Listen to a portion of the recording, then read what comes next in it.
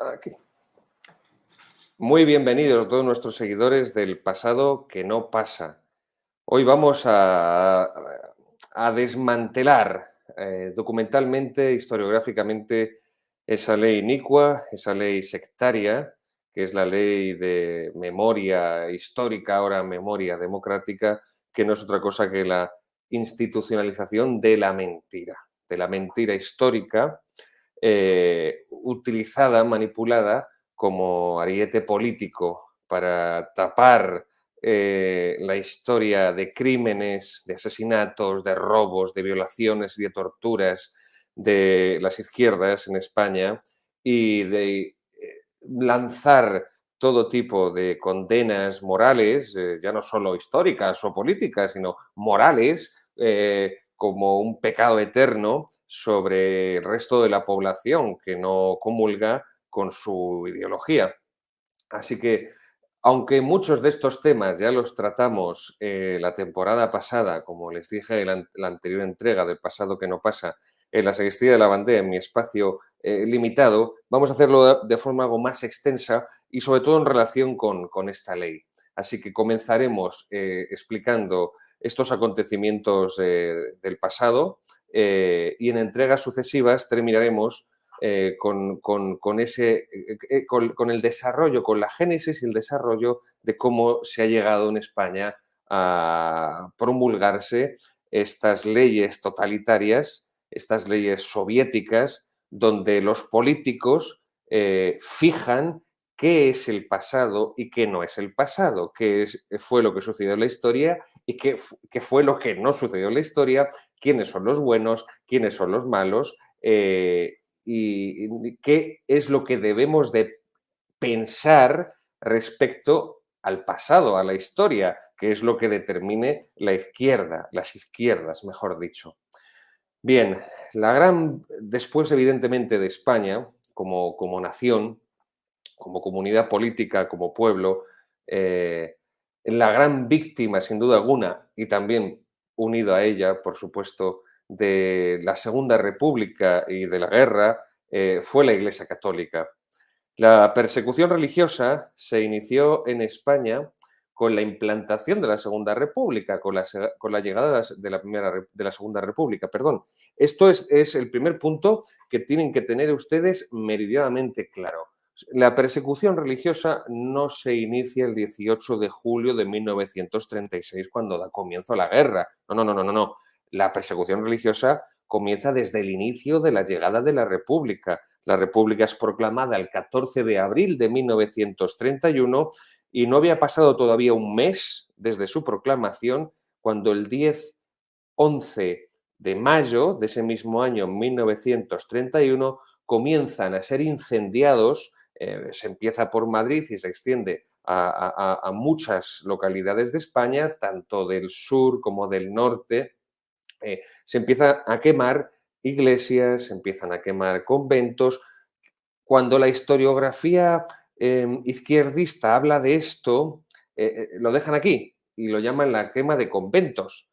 No solamente se quemaron conventos, no solamente se quemaron iglesias, se quemaron colegios también, colegios donde muchos religiosos y religiosas atendían a los hijos de los trabajadores, de los obreros y de los campesinos, y en muchas ocasiones les atendían y les daban una educación absolutamente gratuita, porque sabían que sus familias no tenían dinero para pagarla.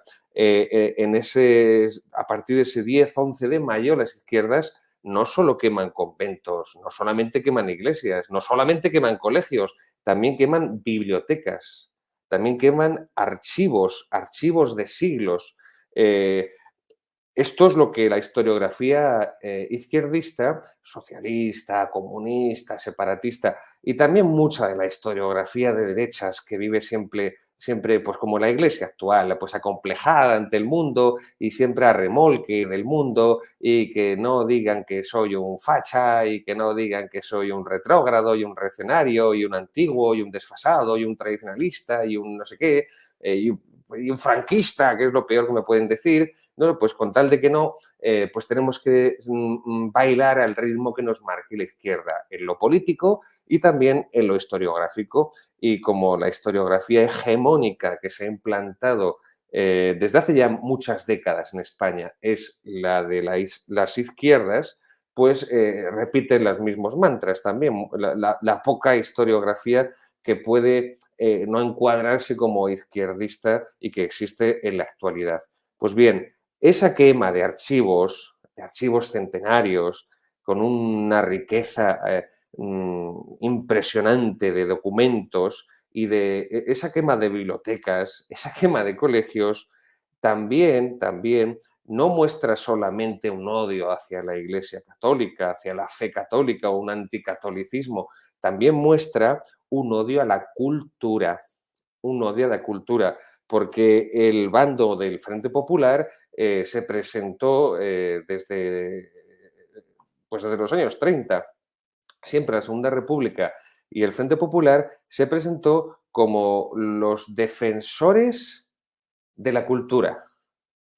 Y precisamente los defensores de la cultura son los que destruyeron más la cultura, fueron los que destruyeron más el patrimonio artístico, más el patrimonio documental. Ellos fueron los grandes destructores de la cultura. La Universidad de Oviedo la volaron por los aires los socialistas en octubre de 1934, apoyados por algunos comunistas y por algunos anarquistas. Bien, este es otro segundo elemento que nos tiene que quedar muy clarito a la hora de conocer este periodo histórico. El ataque de la izquierda también se dirige hacia la cultura. ¿Por qué? Es evidente, porque es la cultura católica, porque es la cultura española, que son las dos, no ideas, pero sí realidades que aunan a toda la izquierda y que más odian a toda la izquierda. La realidad, la idea, pero la realidad de España y la religión católica. Bien, pues esta persecución que se inicia, insisto, ni siquiera cuando ha pasado un mes de la llegada de la Segunda República, cuando alcanzará su cenit, cuando alcanzará su culmen, será eso sí a partir del inicio de la guerra, el 18 de julio de 1936. Sobre todo, evidentemente, donde se produce esa persecución religiosa, o mejor dicho, exclusivamente, solamente, únicamente, donde se produce la persecución religiosa, es en la zona mal llamada republicana, sobre todo para nuestros seguidores que no son españoles y que se acercan pues casi por primera vez a este periodo tan controvertido y tan cuestionado de la historia de España. Cuando comienza la guerra, pues España se divide en dos zonas, la zona que está bajo el gobierno supuestamente de la República y la zona pues, de los nacionales, del bando nacional, ¿no? Llamada también bando sublevado, bando rebelde. Bueno, bien. ¿Por qué digo esto? Porque es otra idea que tenemos que tener en cuenta, porque cuando la conferencia episcopal pues ha tratado el tema de los mártires, habla de, y lo pueden encontrar fácilmente por internet, mártires españoles del siglo XX. Mártires españoles del siglo XX. Esto es una mentira como una catedral. La conferencia episcopal está mintiendo vilmente. Alguno dirá que no estén acostumbrados a ello, no seré yo el que lo niegue. Bien, ¿por qué es una mentira, una doble mentira? Porque esos mártires no fueron asesinados durante todo el siglo XX, sino solamente desde la llegada de la Segunda República, 1931. Se podría como mucho retrasar hasta 1934. La Revolución de Asturias, insisto, capitaneada por los socialistas y programada como una guerra civil, por eso el gran historiador Pío Moa siempre defendió esa tesis de que es de otro historiador muy anterior a Pío Moa, Gerald Brennan, que habla de la Revolución de Asturias como la primera batalla de la guerra civil. Ahí es donde empiezan las primeras masacres de sacerdotes y se asesinan 34 sacerdotes por parte de las izquierdas en la Revolución de Asturias. Luego, mártires españoles del siglo XX no, porque no fueron asesinados en toda España, sino solo en el territorio bajo dominio del Partido Socialista, del Partido Comunista, de los anarquistas, de los separatistas catalanes de la Esquerra y también del PNV, del PNV, también del PNV, sí, sí, sí, también del católico, entre comillas, PNV. Así que eso por una parte. Y mártires españoles del siglo XX, no fueron asesinados durante todo el siglo XX, sino solamente durante esos años. Luego, en lo geográfico y en lo espacial, en lo cronológico, perdón, en lo geográfico y lo cronológico, mártires españoles del siglo XX es una vil y una burda mentira para que los obispos eviten decir mártires de la Segunda República. Mártires del comunismo, del socialismo, del marxismo, del anarquismo. Igual que se habla con total naturalidad en la historia de la Iglesia de los mártires de Diocleciano, de los mártires de la Revolución Francesa, de los mártires de los protestantes que asesinaron a muchos católicos. Bien, pues evitan, de esta manera, pues llamar a las cosas por su nombre. Y cuando los pastores nos llaman a las cosas por su nombre, pues sucede lo que sucede y estamos como estamos en la Iglesia. Pero sigamos avanzando. Bien, más que zona republicana, porque la república dejó de existir al día siguiente de empezar la guerra. Esto también hay que tenerlo muy en cuenta. La legalidad republicana se hunde, se derrumba por completo cuando el presidente del gobierno, José Giral, el 19 de julio, decide, en lenguaje comunista, armar al pueblo. ¿Qué significaba esto en realidad? Pues entregar armas a los partidos políticos de izquierdas y a los sindicatos de izquierdas, que también ellos, por su parte, habían ido acumulando y habían ido pues, comprando, robando, y tenían muchas armas y buenos depósitos de armamento. La UGT, por ejemplo, socialista, la CNT, entre otras, entre otras. Entonces, cuando se entregan el gobierno, por parte del gobierno, esas armas a los partidos políticos y sindicatos que forman el Frente Popular, son ellos los que de hecho, de facto, imponen su ley en la calle. Entonces, por eso se insiste en que la legalidad democrática, entre muchas comillas, esto de democrático unido a Segunda República, desapareció el 19 de julio. Así que en rigor histórico, no podría hablarse a partir del 19 de julio de 1936 de que siga existiendo la Segunda República. Es otra cosa. Habría que hablar más bien, pues en lugar de gobierno de la República o zona republicana, sería más acorde con los hechos históricos hablar de el gobierno Frente Populista, el gobierno del Frente Popular, que es esa coalición de partidos de izquierdas que se unen para las elecciones del 16 de febrero de 1936 en las que vencen por la manipulación que hacen electoral. Bien, pues zona Frente Populista, gobierno del Frente Popular. Lo digo también para que nuestros seguidores se acostumbren cuando utilice estos términos y para que comprendan por qué evito sistemáticamente otros, porque no son históricos, o sea, no están acordes con la realidad de los hechos. Es así de sencillo. Aquí no se trata de posicionamientos ideológicos a priori, posicionamientos previos en los cuales, pues esta es mi ideología y la realidad, el pasado, la historia, tiene que adaptarse a esta cuadrícula de mi ideología. Y lo que no quepa aquí, pues, ¡pum!, desaparece, no existe. No se trata de eso. No se trata de eso. Por eso, evidentemente, lo que prima son los hechos, son los acontecimientos, son los documentos, como les vamos a mostrar en el programa de hoy, y no las ideas que servirían de filtro para descartar unos u otros porque no concuerden con el molde previo de la ideología. Por eso hay que tener siempre un gran rechazo a la ideología, a todas en general, porque la ideología por sistema, por definición, es una deformación de la realidad, es una deformación, la ideología es una deformación de la realidad. Y la fe católica es todo lo contrario a una ideología, es aceptar la realidad, que la verdad está en la realidad. Como dice Santo Tomás, la Suma Teológica, siguiendo a Aristóteles, La verdad es la adecuación del entendimiento, de la inteligencia con la realidad. No es el entendimiento, no es el sujeto el que crea la realidad, sino que es el sujeto en su entendimiento, en su inteligencia, el que se adapta, el que se adecua a la realidad. Es decir, la verdad está en el objeto, está en las cosas en sí mismas, no está en el sujeto.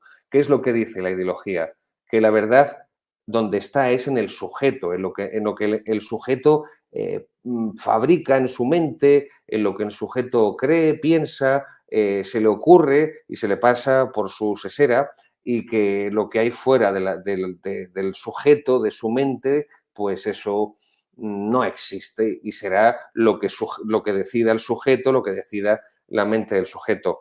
Estos son presupuestos filosóficos previos al conocimiento histórico, y esto es algo que muchos historiadores no reconocen y no exponen, porque antes de investigar documentos históricos, personajes históricos, acontecimientos históricos, antes de dedicarte a la historia, antes de leer un libro de historia o de escuchar una conferencia de historia, tienes que saber desde qué presupuestos metodológicos, cuál es el método que ha utilizado ese historiador para seleccionar, porque evidentemente no se puede abarcar todo, no se puede abarcar todo, pero sí lo más importante, y hay que utilizar un medio para seleccionarlo.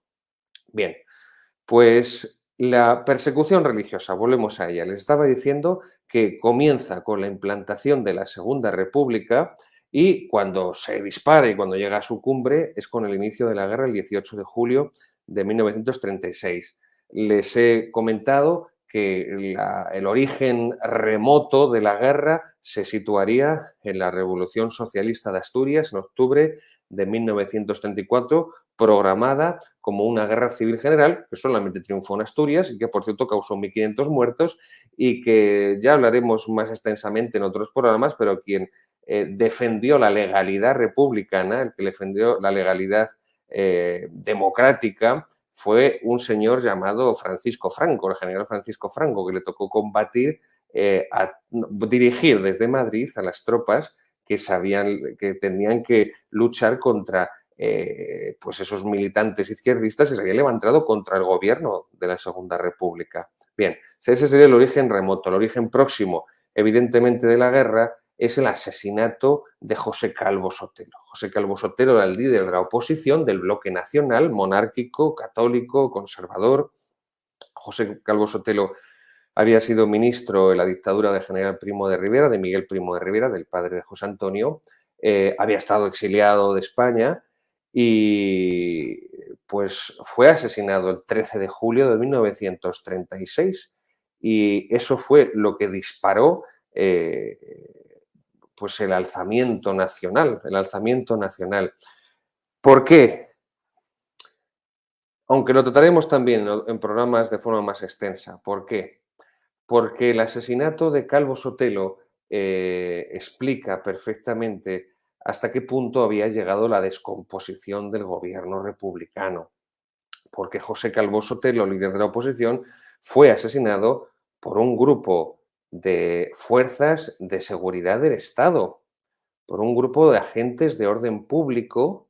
eh, Fueron a su domicilio, se le llevaron de su domicilio con una supuesta orden o una supuesta citación que evidentemente era falsa, delante de su familia, de su esposa, de sus hijos, y ese grupo lo formaban, pues como digo, fuerzas de seguridad del Estado, la famosa guardia de asalto republicana, y también iba un grupo de milicianos socialistas en ese grupo, y que iba dirigido por un guardia civil también. ¿eh? Y son estos los que asesinan al líder de la oposición. Es que hay que hacerse la composición del lugar. Si el líder de la oposición es asesinado por un grupo formado por fuerzas de seguridad del Estado, agentes de orden público y militantes socialistas, con nocturnidad, con alevosía y con premeditación, porque también había sido amenazado de muerte pocas semanas antes, Calvo Sotelo, en el Congreso de los Diputados, entre otras, por Dolores Ibárruri, la famosa líder comunista, la pasionaria, pero no solo por ella, también por otros. Evidentemente, esto, como dice el gran historiador y especialista en la guerra y la república, Stanley Payne, el historiador norteamericano, evidentemente ahí comprendieron todas las derechas que era mucho más arriesgado no levantarse, no pronunciarse, no luchar contra la revolución marxista que se le venía a España encima, que quedarse de brazos cruzados porque iban a acabar igual que Gil Robles, con un tiro en la nuca, con un tiro en la cabeza. Pues bien, todos estos sucesos también que estoy narrándoles, hay que ubicarlos, hay que situarlos en un contexto internacional. En un contexto internacional. Es decir, esto es otro error muy común de muchos pseudo historiadores españoles, y es que cuando escriben, cuando publican acerca de la historia de España, ya no solamente de este periodo, sino de cualquier otro periodo de la historia de España, lo hacen de tal forma como si España viviera en otro planeta, ¿no? Como si España estuviera completamente aislada y no tuviera nada que ver con lo que viene sucediendo en el resto del mundo. Y eso no deja de ser un planteamiento muy pueblerino, muy paleto, muy paleto. Estos sucesos, toda esta historia de la Segunda República Española y de la guerra, el contexto internacional en el que hay que encuadrarla es en el dominio, en el crecimiento, en la instauración del laicismo. El laicismo, que es un movimiento ideológico que quiere expulsar de la vida social la presencia de la Iglesia. De la Iglesia, entiendan que por Iglesia no se refiere solamente a los sacerdotes, a los obispos y a las monjas, ¿no? Sino a la Iglesia como institución, donde van incluidos todos los católicos, evidentemente. Pues ese laicismo que ya fue denunciado por el Papa Pío XI en la encíclica Quas Primas, ese laicismo que quiere borrar del espacio público, de la sociedad, la presencia de la religión católica, y por eso el Papa Pío XI instaura la festividad, la solemnidad de Cristo Rey, que después de Vaticano II ha sido totalmente edulcorada, aguada y manipulada para que no haga ninguna referencia a lo que se propuso el Papa Pío XI cuando escribió esa encíclica y la doctrina de la realeza social de Cristo, lo que comporta a nivel político, que es lo que rechaza la Iglesia que ha salido del Vaticano II, la política católica, el magisterio político que siempre la Iglesia transmitió. Pues bien, el contexto internacional es ese auge del laicismo en una serie de estados liberales que se encuentran en una crisis profunda, una crisis de la democracia liberal durante esas décadas de los años 20 y de los años 30, es decir, los años posteriores al final de la Primera Guerra Mundial. Como bien saben, la Primera Guerra Mundial termina en 1918. Es lo que se conoce como el periodo de entreguerras. Pues bien, la jerarquía de la Iglesia, que no se parecía casi nada a la que hoy tenemos en su fe, en su pensamiento, pues la jerarquía de la Iglesia lo tenía muy claro, lo tenía muy claro. Y entonces lo que hace es poner en relación lo ocurrido en 3 momentos especiales, porque ven perfectamente el nexo común, la línea que une a esos 3 momentos históricos. El primero es la revolución soviética, la revolución comunista en Rusia de octubre de 1917, donde triunfan los bolcheviques de Lenin y de Trotsky. Y entonces Pío XI escribirá la encíclica Divini Redemptoris, la encíclica Divini Redemptoris de 1937. Aquí la tienen. Yo les invito casi les pido que la lean. La pueden encontrar en la página web del Vaticano, la Divini Redemptoris, sobre el comunismo ateo de 1937. 1937, porque esto es la doctrina católica acerca de lo que es el comunismo. no lo que ha venido en estos últimos 50 años, del diálogo con los marxistas a partir de Pablo VI, del Vaticano II, que Juan XXIII no quiere que se condene, que se renueven las condenas al comunismo. Bien, no voy a seguir, no voy a seguir. Pero yo les aconsejo, porque sobre todo no han leído ninguna encíclica de un papa anterior al Vaticano II, pues yo les aconsejo todavía con más motivo que lo hagan, porque verán la diferencia con la forma de escribir, de expresarse que ha venido después, y esto es muy importante. Divini Redentoris, 1937, Pío XI contra el comunismo ateo. Bien, el siguiente documento es la Acerba Animi de 1932. Los estoy citando no en el orden de publicación, evidentemente, sino en orden, en relación a los hechos a los que se refieren. Luego, Divini Redentoris es de 1937, les acabo de decir, sí, pero está haciendo referencia a la Revolución Rusa, la Revolución Bolchevique Soviética de 1917.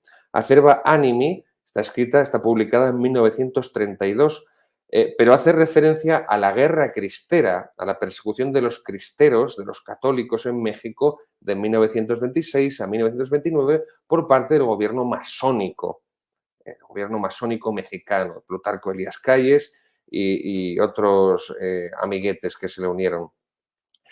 Y son los primeros, los mártires cristeros, los que mueren gritando ¡Viva Cristo Rey! Y los que van al combate gritando ¡Viva Cristo Rey! Y eso será lo que copie en España durante la persecución religiosa de la Segunda República y durante la guerra, lo que morirán gritando los mártires, y esto es en muchas investigaciones acerca de los martirios para los procesos, para la elaboración de los procesos de beatificación y de canonización, pues se recogieron muchos testimonios de testigos en los que afirman cómo murieron los mártires gritando Viva Cristo Rey. Pero hay un elemento también que no podemos olvidar. Muchos soldados, especialmente muchos soldados de la comunión tradicionalista, muchos soldados carlistas, pero también otros de falange incluso y otros simples soldados que no estaban encuadrados según ningún movimiento político, también fueron al combate gritando ¡Viva Cristo Rey! No solo los mártires murieron gritando ¡Viva Cristo Rey!,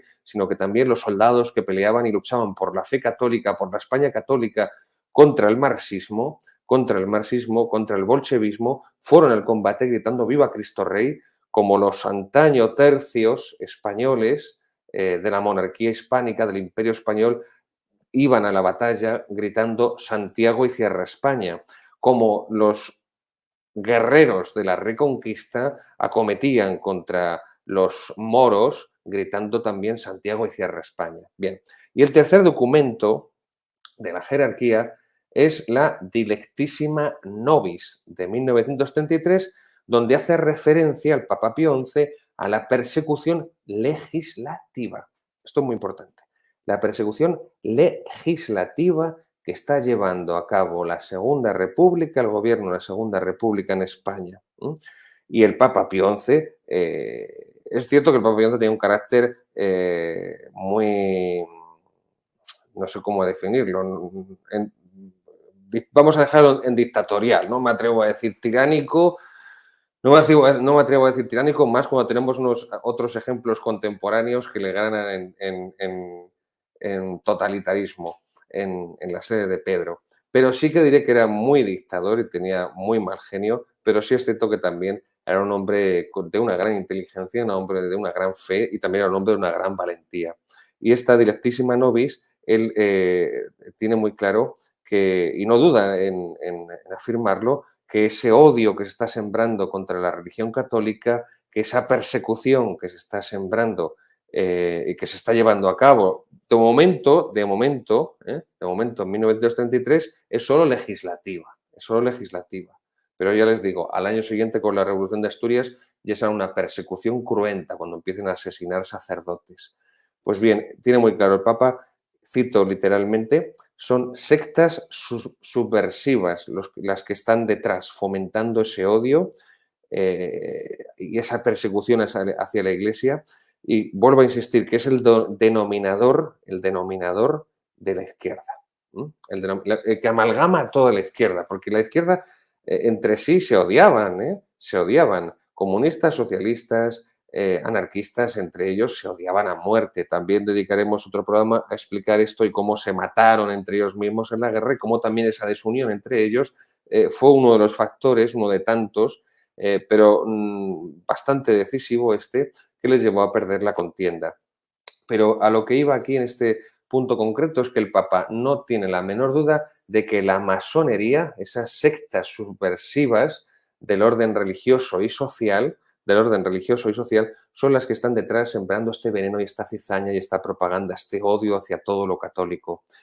Pues bien, el presidente de la República, Niceto Alcalá Zamora, nada sospechoso de reaccionario, al contrario, era el peor insulto que se le podía lanzar cuando se publicó la Constitución Republicana en diciembre de 1931, afirmó que esa Constitución invitaba, literal, una Constitución que invitaba a la guerra civil, a la guerra civil.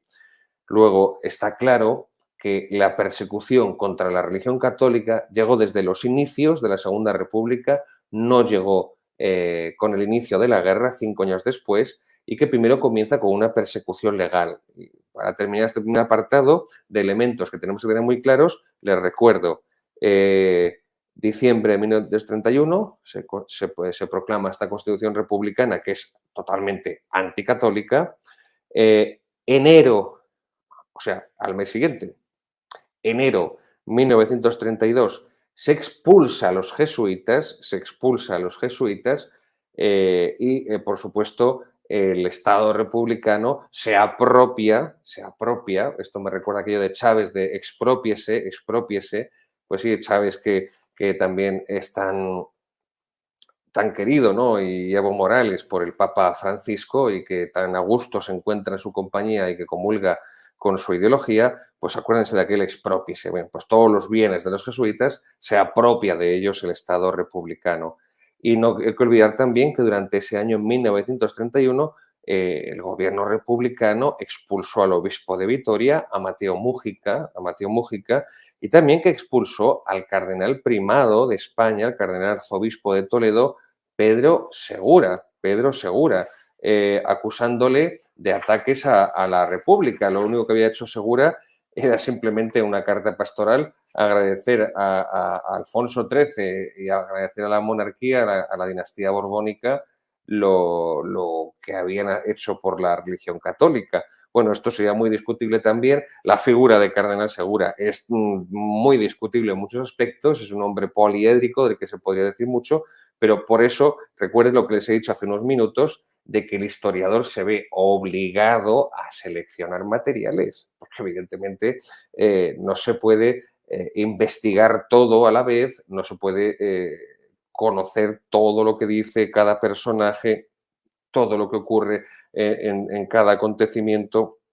Entonces, evidentemente, hay que seleccionar lo más principal, pero claro, insisto, el historiador tiene que decir qué criterios, qué metodología sigue para esa selección, porque si tú eres un historiador marxista y tu ideología te dice que el mal absoluto es la religión católica, pues evidentemente todos los materiales que vas a seleccionar tendrán ese sesgo.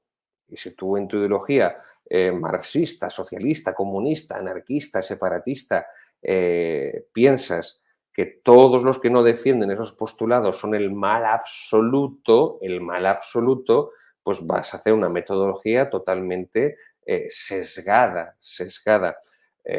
¿Alguno podrá acusarme de que yo estoy cayendo en lo mismo? No, evidentemente no es el caso, porque sencillamente hay unos materiales en un sitio que no los hay en el otro. Quiero decir, por poner un ejemplo, la Iglesia no se dedicó a matar izquierdistas.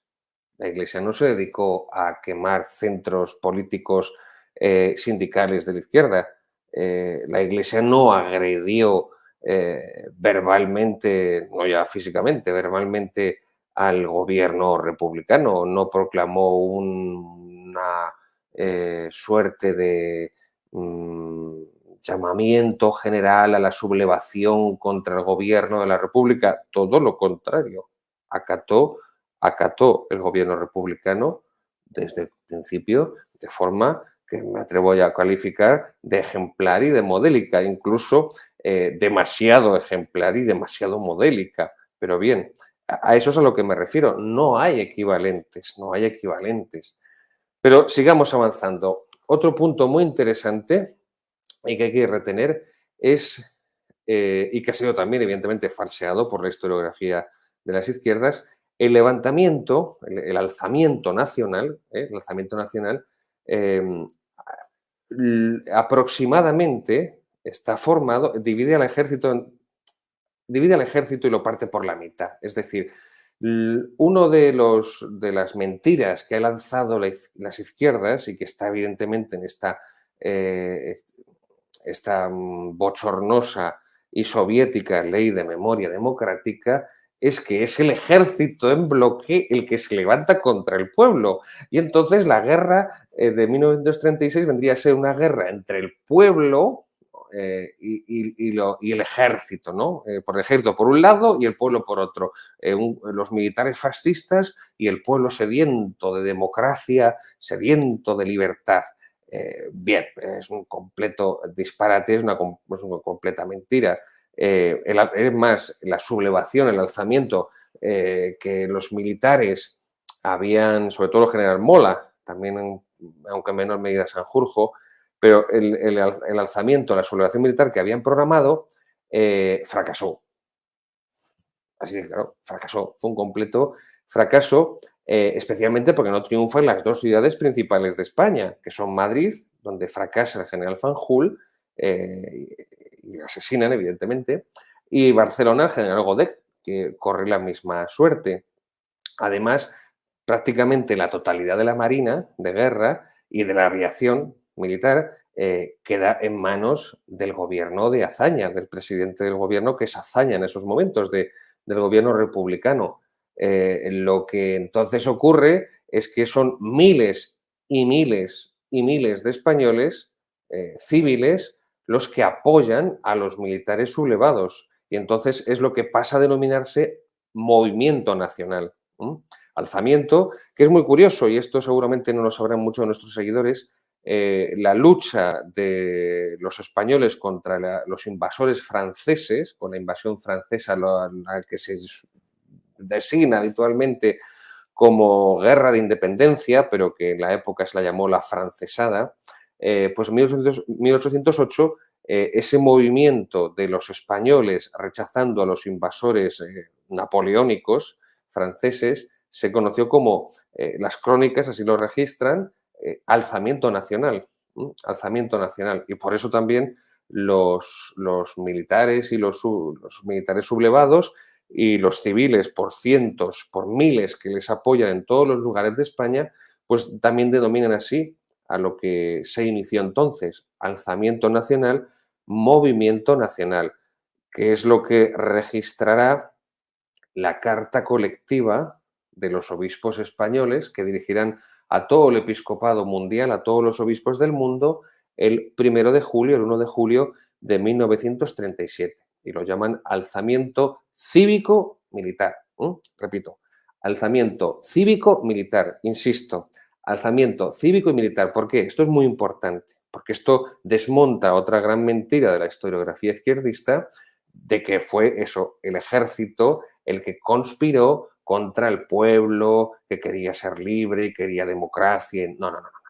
El ejército prácticamente se partió por la mitad y lo que era la aviación y lo que era la marina prácticamente quedó prácticamente en manos del gobierno del Frente Popular.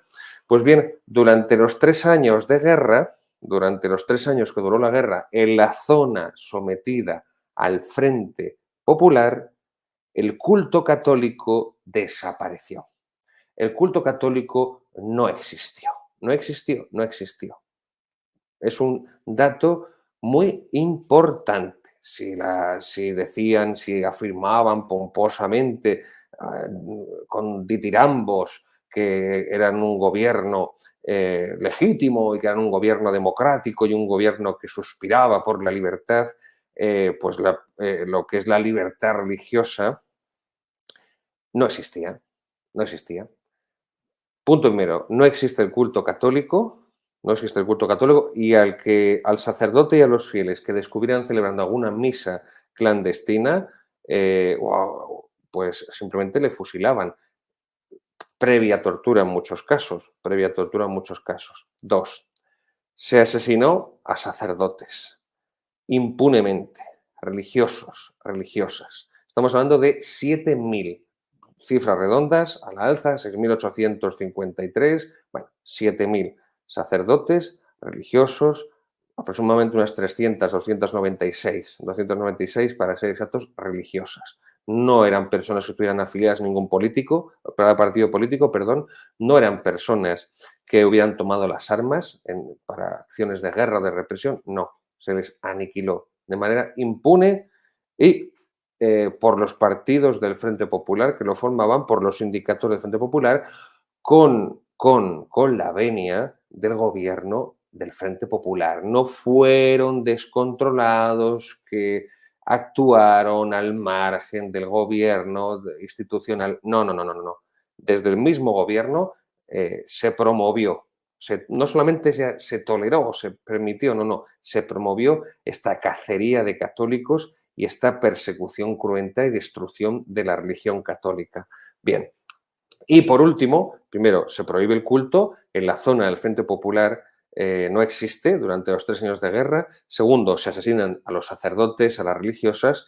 Y tercero, se saquean los templos, se profanan los templos, se incendian los templos, incluso en casos que se dinamitaron y destruyeron los templos desde sus cimientos. Fueron 20.000 edificios destruidos de la iglesia durante la guerra. 20.000. Sobre esta cuestión me ha preguntado más de una vez algunos seguidores. El cómputo es el siguiente. Ustedes piensen un pueblo, porque no hay que olvidar que durante estos años, durante la década de los años 30 y prácticamente hasta los años 60, España es un país rural. El 81% de la población, cuando llega la Segunda República, en 1931, el 81% de los españoles vive en pueblos. Las ciudades no son las megaestructuras de concentración poblacional que conocemos hoy. No, no, no, no. Pues imaginen un pueblo donde hay un convento, un convento de monjas, una ermita del santo o de la santa o de la virgen, de quien sea, un Cristo, y la parroquia. La parroquia. Ese pueblo queda bajo el Frente Popular, queda en la zona del Frente Popular y son destruidas la iglesia parroquial, la parroquia, es destruida la ermita, suponiendo que hubiera una, que saben que en muchos pueblos había incluso 2 o 3, había varias, pero bueno, una. Y se destruye también el convento, que no solamente el convento, el edificio donde residen las religiosas, sino también, evidentemente, su iglesia. En el convento de la clausura, pues por lo menos tendrán una capilla o un oratorio interno, las religiosas, pero también luego tienen la iglesia. Claro, eso se hace cómputo de 4 templos, 4 edificios. El convento por un lado, la iglesia del convento por otro, la ermita y la iglesia parroquial, la parroquia. Luego, en ese caso concreto de ese pueblo, y esto se produjo en cientos de lugares en España, son 4 los edificios de la iglesia destruidos. Por eso se alcanza esta cifra de 20.000 templos destruidos. Ahí tenemos, por ejemplo, el incendio de la iglesia de los padres paules, en Madrid. Y como este ejemplo, hay muchos. Ya lo he hablado en otras ocasiones, pero sobre todo para nuestros seguidores que no son españoles, la exposición de las edades del hombre que se realiza en España siempre se tiene que realizar en Castilla-León, porque eso fue zona nacional durante la guerra, porque donde yo me hallo, en Castilla, no me gusta decir Castilla-La Mancha, pues un invento socialista, prefiero decir Castilla la Nueva. En Castilla la Nueva, como quedó bajo dominio rojo, igual que Madrid, pues no quedó prácticamente en pie ningún retablo y por eso la riqueza artística se ha conservado precisamente en la zona de España que estuvo bajo el poder del bando nacional. Seguimos avanzando. La persecución religiosa de la Segunda República, y con este punto terminaremos, hunde sus raíces en el siglo XIX. En el siglo XIX. La historia no funciona a base de saltos. La historia son procesos y esos procesos se desarrollan a lo largo de un tiempo.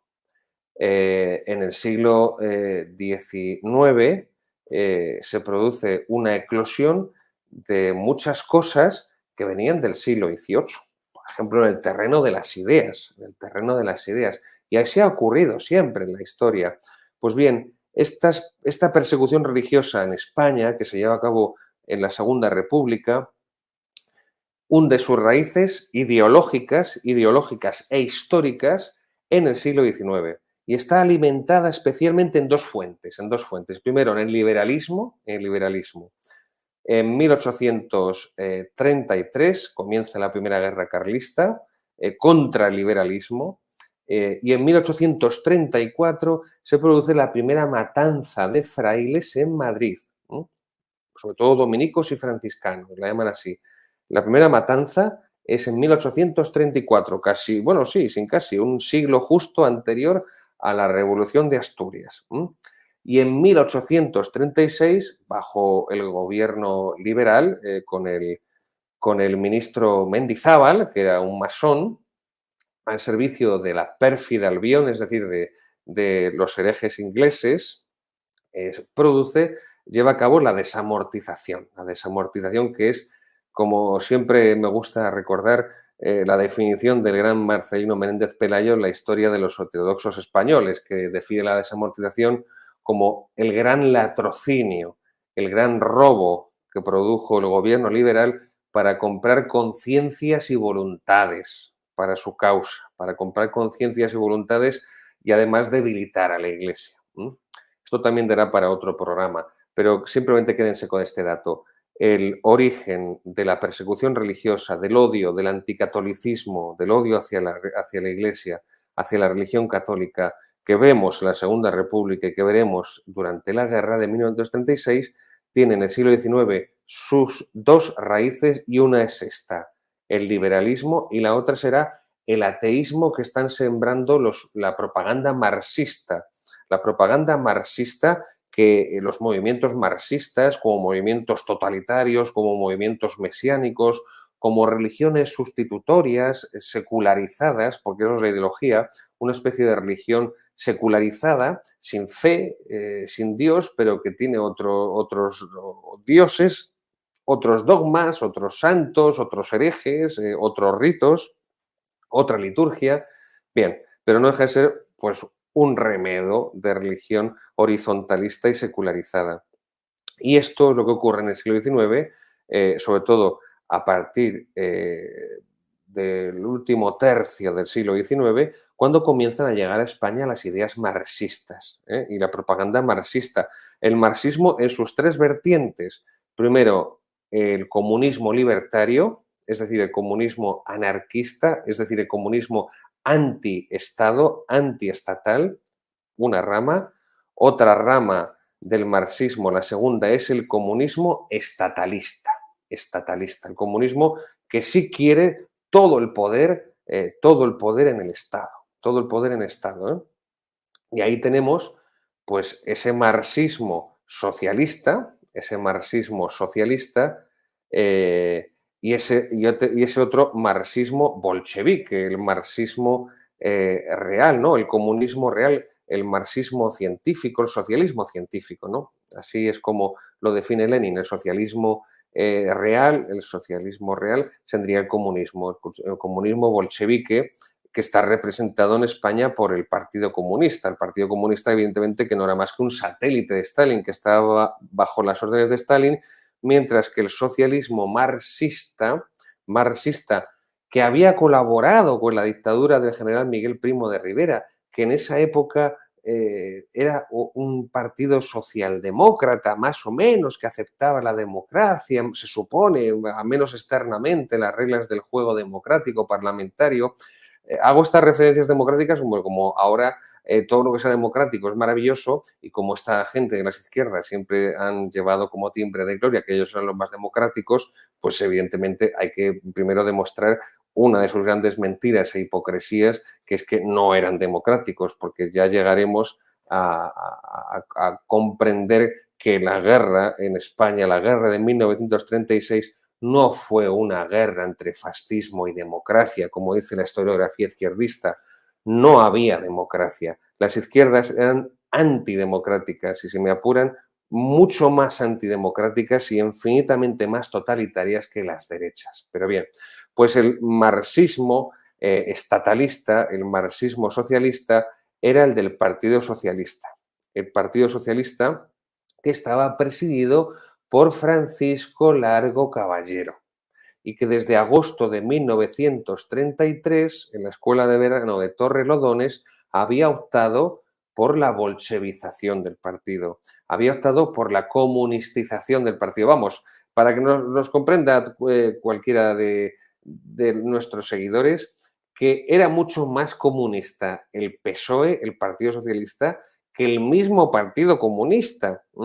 Y es Largo Caballero, Francisco Largo Caballero, quien lleva a esta deriva al Partido Socialista. Ahora vamos a ver a continuación fotos del líder del PSOE, Francisco Largo Caballero, que fue el que dirigió al Partido Socialista hacia esta bolchevización, hacia esta comunistización del Partido Socialista. Esa es la estatua que levantó Felipe González en Madrid, en la zona de Nuevos Ministerios, en 1984 para conmemorar el 50 aniversario de la Revolución de Asturias. Ahí le tienen, Francisco Largo Caballero, esa estatua en Nuevos Ministerios que dice todo, ¿no? En el cincuentenario de la Revolución de Asturias por parte de Felipe González. Felipe González, no Zapatero, no Pedro Sánchez, no Pablo Iglesias, no Santiago Carrillo. Felipe González, que hoy te encuentras a mucha gente que dice que es conservadora y que te habla bien de Felipe González como si fuera Churchill. Bien, pues vamos a seguir viendo esa evolución hacia el bolchevismo del Partido Socialista. Aquí tenemos al otro gran líder socialista, Indalecio Prieto, el de su derecha, al lado de Francisco Largo Caballero, que es el de su izquierda, Indalecio Prieto. Bien, se crea, bueno, vamos a decirlo de forma más sencilla, no se puede caer, y yo se lo pido por favor, no caigan en la propaganda comunista. ¿Y cuándo se cae en la propaganda comunista? En la propaganda marxista, socialista, cuando se asumen sus propias reglas de juego. Esto es, cuando se asume, de modo inconsciente, involuntario, sus postulados materialistas y economicistas, de tal modo que la economía, el materialismo dialéctico, el materialismo estoico de Marx, la economía sería el motor de la historia. Y lo que mueve la historia son las ideas, son las ideas. No es solo la economía, son las ideas, porque que la historia la mueve la economía, también eso es una idea por supuesto falsa y errónea, pero es también una idea. Entonces, ¿por qué les digo esto? Porque se puede caer en el error de la propaganda marxista de pensar que la guerra se produjo, en primer lugar, por las grandes desigualdades sociales que había en España, porque había unos pocos ricos que tenían mucho dinero y muchos pobres que no tenían nada que comer. Era la misma situación que había en Portugal, incluso Portugal en algunos aspectos estaba económicamente peor que España, en Italia, en Polonia y en otros tantos lugares de Europa. Y ahí no ocurrió ninguna revolución comunista como en España. Piense en Italia. Italia tuvo que enviar en los años 20, ya antes, desde primeros de siglo, tuvo que enviar a millones de italianos fuera de Italia porque no había para comer. Y esos son los años en los que millones de italianos llegan a Estados Unidos y millones de italianos llegan a Argentina. Y por eso Argentina es un país, perdón, con tanto predominio y con tanta presencia de emigrantes italianos. O sea que no casa esa idea izquierdista de que la guerra civil en el fondo no fue más que una guerra económica, una lucha de clases entre los ricos y los pobres. No. Y la segunda falsedad de la propaganda comunista marxista es que la guerra la produjeron los miembros de las clases privilegiadas que pretendían seguir manteniendo su estatus, ¿no? Sus privilegios, su vida regalada. Esto también se desmiente por los hechos, por los hechos, porque además se ve claramente en la persecución religiosa. Los primeros a los que asesinan es precisamente a aquellos que más trabajan con los pobres. La Revolución de Asturias, en octubre de 1934, asesinó a los hermanos de la Salle, de Turón, que daban clase gratuitamente a los hijos de los mineros y que vivían tan pobremente como todos los mineros. Pero claro, si tú estás vendiendo la ideología marxista, la ideología comunista, socialista, de que la iglesia, la religión son enemigos del pueblo, que son un grupo de ricachos, pues evidentemente este tipo de actividades de la iglesia caritativas y de promoción social y cultural, pues absolutamente echan por tierra tu ideología. Podemos también tratar, y esto ya cuando se inicia la guerra, los hermanos de San Juan de Dios, de Cienpozuelos, en cuyo hospital, en cuyo sanatorio, se encargaban de enfermos psicológicos, de enfermos mentales, y también fueron asesinados por los Frente Populistas, o como ellos orgullosamente se llamaban, los rojos. Esto no es un insulto, esto no es un insulto porque ellos mismos son los primeros que orgullosamente se autodenominaban rojos. Y luego muchos sacerdotes seculares, muchos sacerdotes de parroquia normal y corriente de pueblos que vivían de forma tan humilde y tan modesta como cualquiera de sus feligreses, fueron asesinados. Y luego ahí no hay ninguna clase privilegiada que se subleve y tome las armas para defender sus palacetes y sus anillos y collares de oro, ni mucho menos. Aquí tenemos muy interesantes las fotos de profanaciones que se llevaron a cabo durante la guerra, especialmente. Esta es muy interesante. Esto es en Toledo, en el convento de las Madres Jerónimas en Toledo, que es donde, por cierto, las Madres Jerónimas que son las que hacen sotanas, y esta sotana, por ejemplo, que llevo yo puesta, y tantas otras desde que entré al seminario de Toledo hace 20 años, pues las hacen las Madres Jerónimas. Pues esto es el convento de las Madres Jerónimas de Toledo. Como podrán comprender, las Madres Jerónimas no eran de falange española de las Hons, no llevaban camisa azul, no se lo daban brazo en alto, no tenían fusiles para matar a ningún socialista, a ningún anarquista, no eran marquesas que llevaran collares de perlas y brocados y sedas, no, no. Y sin embargo, pues esto es lo que se produjo en su convento: saqueo, asalto, robo, destrucción. Esto es la Segunda República, esto es lo que la Ley de Memoria Democrática quiere ocultar, lo que la Ley de Memoria Democrática quiere que ustedes no sepan, ya no solamente españoles, sino en todo el mundo. Esto es lo que entiende, esto es como entiende, mejor dicho, esto es como entiende la izquierda la historia, como propaganda. La historia no es el conocimiento de los hechos reales sucedidos, acaecidos en el pasado, sino que la historia es simple y pura propaganda, y por eso se manipula el pasado. La famosa frase de Orwell: quien controla el pasado, controla el presente. Y Orwell, que había sido comunista del POUM, que había luchado en la guerra aquí en España, que había visto cómo era el bando del Frente Popular y había salido corriendo y se había vuelto a Inglaterra, sabía lo que decía. Y esto es lo que pretende esta Ley de Memoria Democrática. Quien controla el pasado, controla el presente. Y lo que pretende esa ley es legitimar a la izquierda.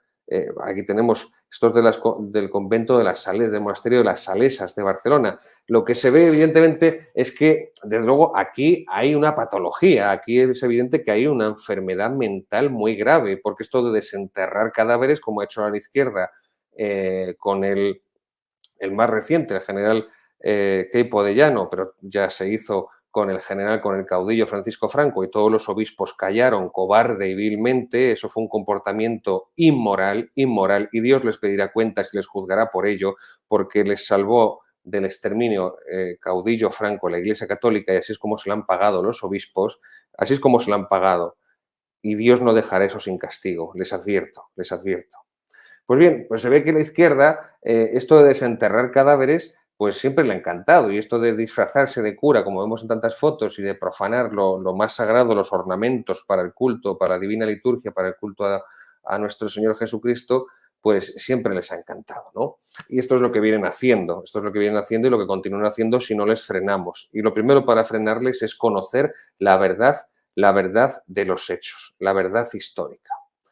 Y concluyo con la última de las mentiras de la historiografía izquierdista que vamos a ver hoy, que es el peligro del fascismo. Hemos visto que esa propaganda marxista, no podemos caer en sus redes de mentiras, pues que la guerra estuvo provocada por las desigualdades económicas, que la guerra, en segundo lugar, estuvo provocada porque las clases privilegiadas querían mantener sus privilegios, ¿no? Y entonces la imagen sería un cura gordo comiendo con un militar, tomando un té con pastas con un militar fascista, adorador de Hitler y de Mussolini, y al lado un marqués que trata a la gente que trabaja para él como si fueran bestias, ¿no? Como si fueran animales. No, no, no, no, no. Y esa última mentira, la propaganda marxista, es la del peligro del fascismo. Es que había peligro de un fascismo, por eso hubo que armar a los sindicatos y a los partidos de la izquierda. Había un peligro fascista en España. Bueno, pues esa es la puerta de Alcalá. Yo cuando era chavalín había una canción en los años 80 que decía: mírala, mírala, la puerta de Alcalá. Mírala, mírala, la puerta de Alcalá. Esa es la puerta de Alcalá en 1937, que fue decorada así porque era el 20º aniversario del triunfo o del inicio, mejor dicho, de la Revolución Soviética, de la Revolución Comunista. Ahí tenemos, en el centro está Lenin. A la izquierda tenemos a Trotsky. Después ya Trotsky, como le mató Stalin, bueno, pues también no había Photoshop en esa época, entonces lo que se hacía era borrar. Hay otras fotos también de la puerta de Alcalá, podemos ponerlas donde también han puesto a Stalin. En esa hemos visto en el centro de Lenin, hay otras con la foto de Stalin, que evidentemente ahí está. Zinoviev a la izquierda, Kamenev a la derecha. Por supuesto, esto al final será Stalin el que los purgue y se los cargue, pero bueno, eso es la puerta de Alcalá, eso es Madrid, la capital de España, el año 1937, 37. Luego, peligro de fascismo no existía. Lo que había era esto. ¿Ven? Viva Rusia, la hoz y el martillo. Lo que hay es un odio a España y una dependencia, una satelización hacia el comunismo soviético, hacia la Tercera Internacional. Aquí tenemos también en Madrid el mensaje de Stalin, ¿no? El gran demócrata del siglo XX, Stalin, que Hitler es una hermanita de la caridad al lado de Stalin. Lo que pasa es que Hitler es el gran demonio y el mal metafísico absoluto, sin mezcla de bien alguno, y Stalin, pues como apoyó a la República, pues tampoco era tan malo, ¿no? Pues que no, pues 40 millones de personas murieron por orden de Stalin entre unas cosas y otras. Bueno, pues el peligro del fascismo no existía, porque la Falange Española de José Antonio tampoco era un partido fascista. Otra cosa es la estética. La estética sí, la estética fascista, pero como era un partido que se declaraba confesionalmente católico, pues era muy difícil que el fascismo propiamente italiano, con su ideología estatalista, pues fuera asumido por la Falange tal cual. Pero bueno, pues vamos a suponer que la Falange, que es lo más asimilable a un movimiento fascista, real y verdaderamente lo fuera. Bien, vamos. La Falange Española no sacó ni un solo diputado, no obtuvo ni un solo diputado en las elecciones del 16 de febrero de 1936. Ni un solo diputado, ni un solo diputado. No existía ningún peligro de intervención del fascismo en España. ¿eh? Y además, las mismas izquierdas reconocían Zugazagoitia, uno de los líderes socialistas, reconoció en el Foreign Office, un periódico norteamericano, una entrevista que le hicieron, que la CEDA, la Confederación Española de Derechas Autónomas, es decir, el gran partido que aunaba a todas las fuerzas conservadoras, no era un partido fascista, no era un partido fascista. Otra cosa es que en la estrategia comunista, en el modus operandi marxista de las izquierdas, todo el que no sea izquierdista es un fascista, ¿no? Ahí tenemos una prensa de la época. Ese es Francisco Lago Caballero, líder del Partido Socialista. Habrá soviet en España cuando caiga Azaña, cuando caiga el presidente Azaña. Esto es un documento, lo que se llama en historia un documento primario, es decir, un documento de la época. Un documento de la época. Ahí está bien claro lo que antes les he expuesto, esa bolchevización del Partido Socialista que se estaba haciendo cada vez más comunista hasta que el propio Partido Comunista. Un soviet, habrá soviet.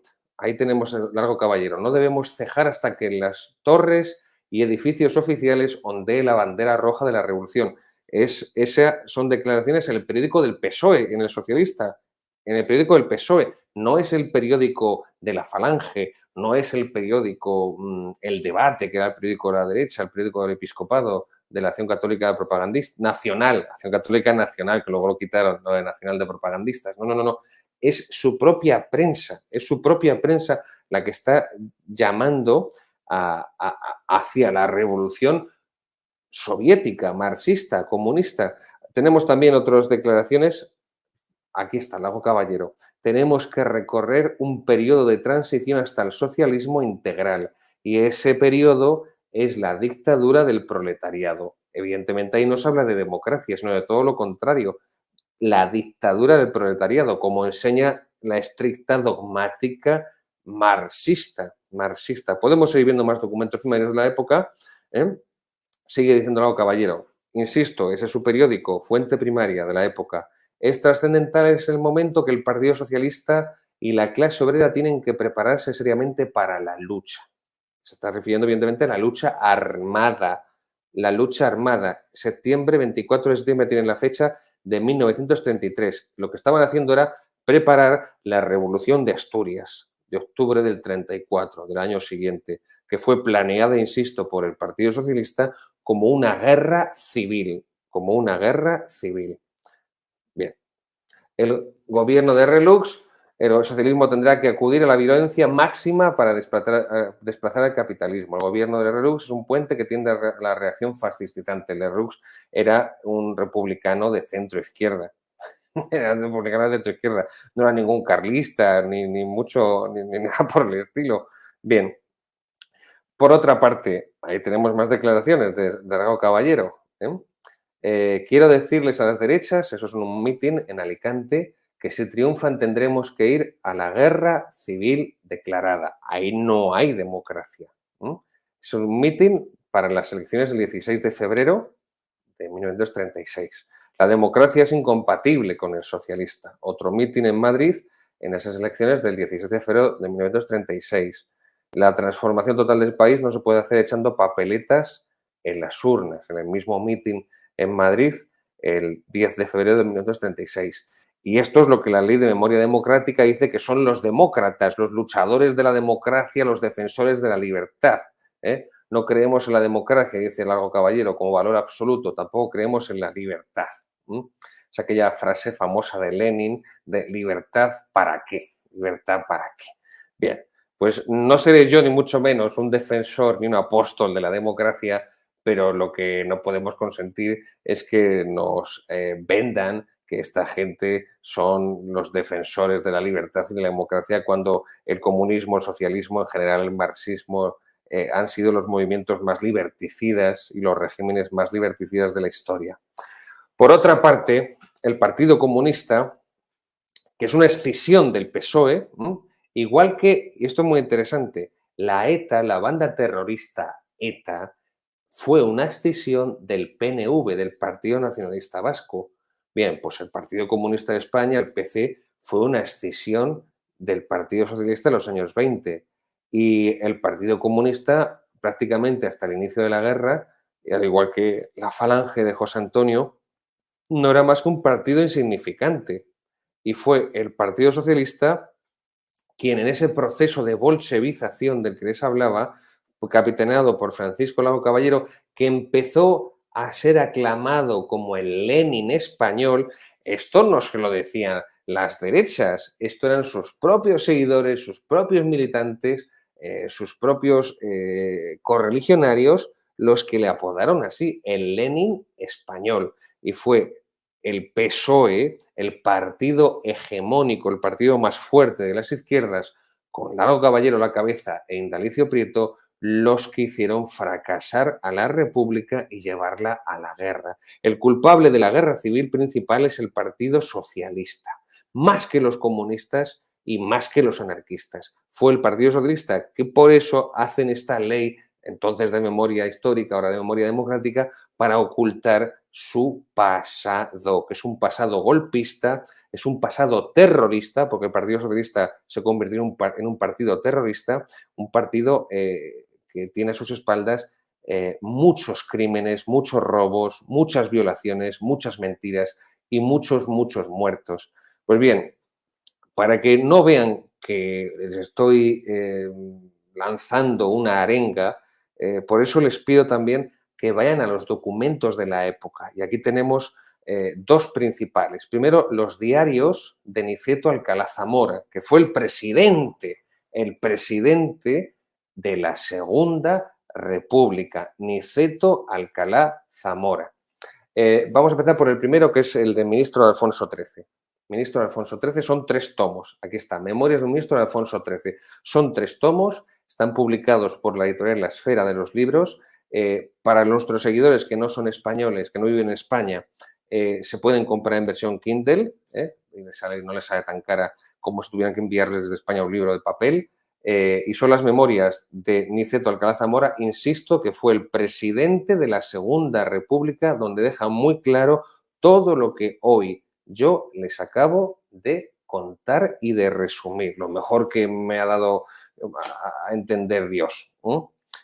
Son 3 tomos. Esos diarios, como dice en ese primer tomo, fueron robados por Manuel Azaña, presidente del gobierno, cuando comienza la guerra en 1936. Fueron robados por Manuel Azaña. Después se consiguieron recuperar en la época del gobierno de Zapatero, estamos hablando del 2008, pero bueno, no voy a entretener porque no quiero cansarles más con la historia de estos diarios. Pero aquí el presidente de la Segunda República, es quien cuenta en esos diarios, en esas memorias, aquí está el segundo tomo, y el tercero, el asalto a la República, donde cuenta todo lo que yo hoy les he estado relatando. Todo, todo.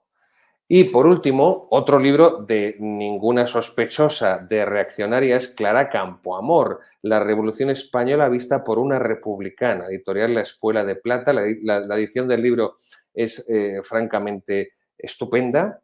También tiene versión Kindle para que si alguien de nuestros seguidores que vive fuera de España no le resulte tan caro adquirirlo, pues al tener que enviárselos de aquí en papel, se puede adquirir en cualquier librería, también en Amazon y otras plataformas. Bien, Clara Campoamor era una mujer feminista de izquierdas, que es la principal valedora del voto de la mujer, la primera valedora de que la mujer pudiera votar en las elecciones, que fueron las elecciones del 19 de noviembre de 1933, donde por primera y masiva vez en unas elecciones nacionales las mujeres pueden votar y por supuesto votaron la gran mayoría, como se vio, a las derechas, y por eso la victoria de las derechas el 19 de noviembre de 1933 es una victoria que arrasa a las izquierdas, y por eso las izquierdas empiezan a planear la guerra civil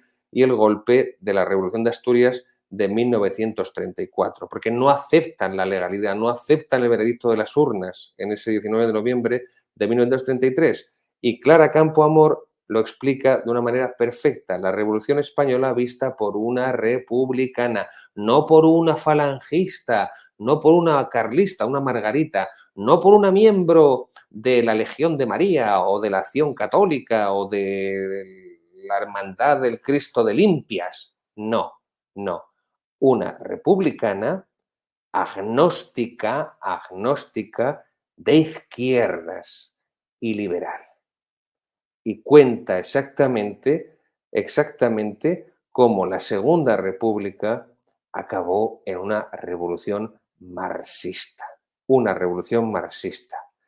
Y esto fue obra del Partido Socialista, que se sometió a la órbita de Stalin, a la órbita de la Unión Soviética, y de ese modo una guerra española, una guerra interna, lo que se convirtió, lo que acabó siendo, fue en el primer enfrentamiento armado a gran escala contra el comunismo.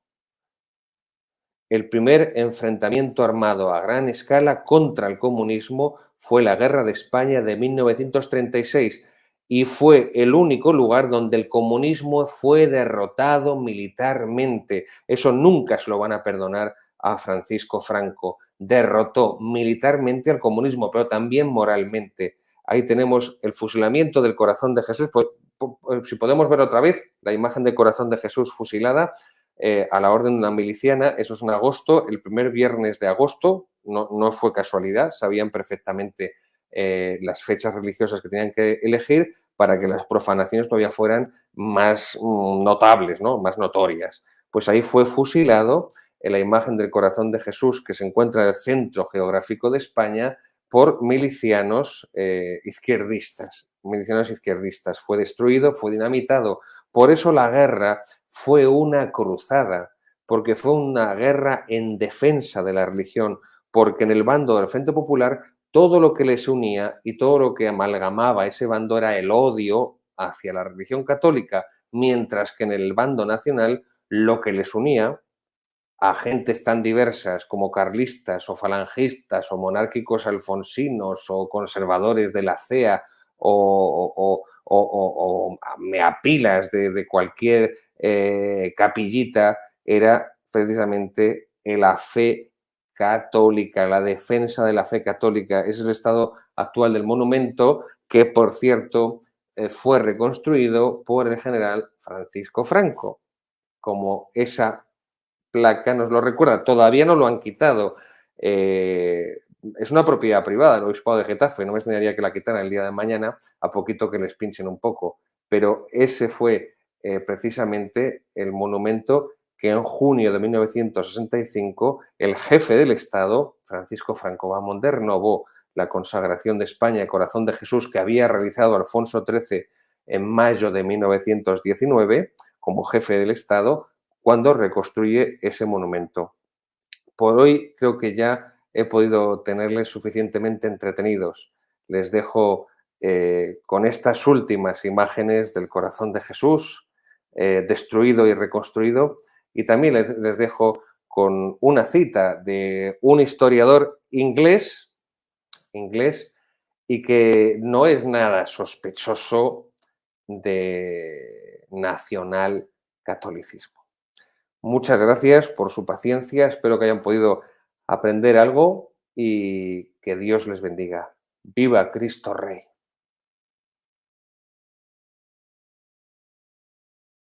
Guerras modernas, el inglés.